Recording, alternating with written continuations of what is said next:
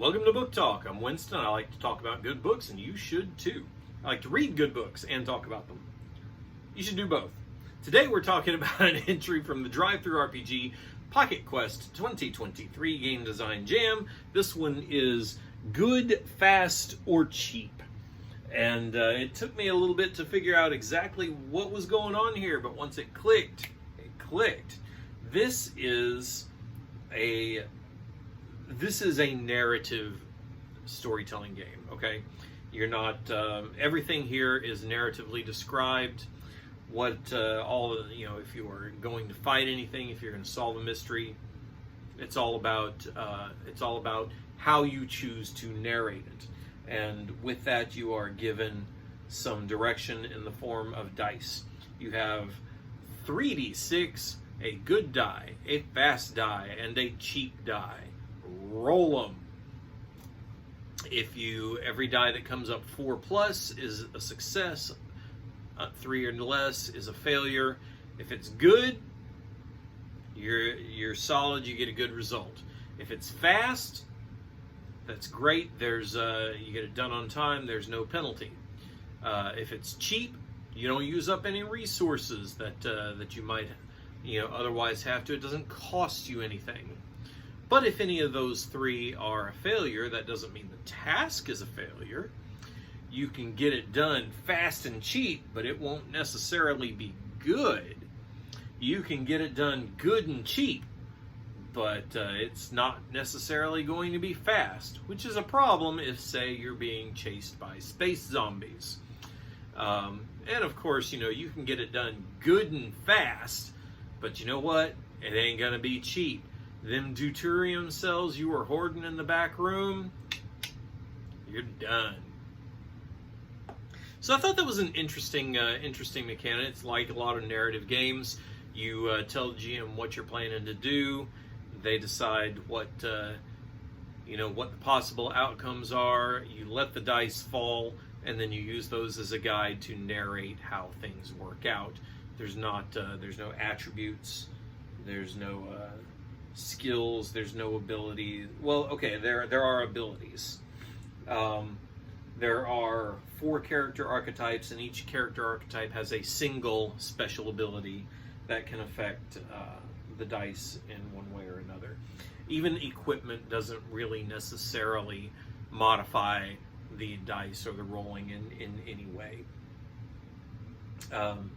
The only resource that you have is vitality. Something can cost you vitality. That's your health tracker. Everything else is a narrative resource. So that was an interesting. Once I finally wrapped my head around what they were going for, everything else clicked into place, because the moon is haunted.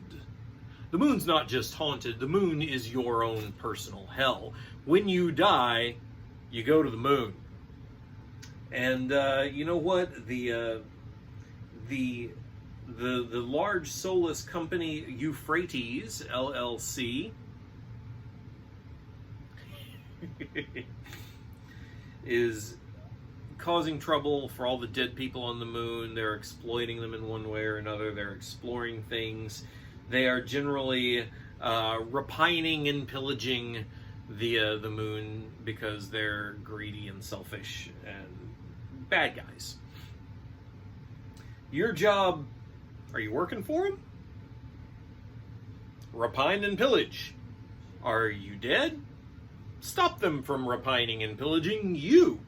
Are you not working for them and not dead? Well, you know what? You want to stop them anyway, because that's kind of the premise of the game.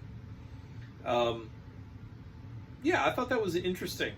And there's a lot of fun stuff in here. Things like moon goblins and lunar phantoms, dark side specters, astro suits, cable drill, pocket knife, because you can't go to the moon without a pocket knife. I mean, let's be real. Yeah, this was fun. The settlement locations: Dometown, Rover Base, Euphrates Corporate Village. Oh, goodness gracious. Marconi Relay Station, Svalbard. Very interesting stuff here. I was greatly amused by this.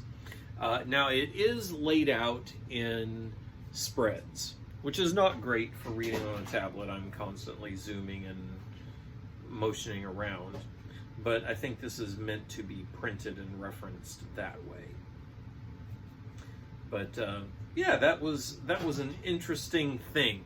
That was Good, Fast, or Cheap. You will find an affiliate link in the description below. Head over to DriveThru RPG. While you're there, check out my book, Opposing Forces for Fate. Head over to DriveThru Fiction. Check out my Starman Saga, or Diane Detzer's Intergalactic League books. And of course, when you're done with that, don't forget my own entry in Pocket Quest, which is Scrappers. And when you're done with all of that, come on back here because there's more book talk yet to come.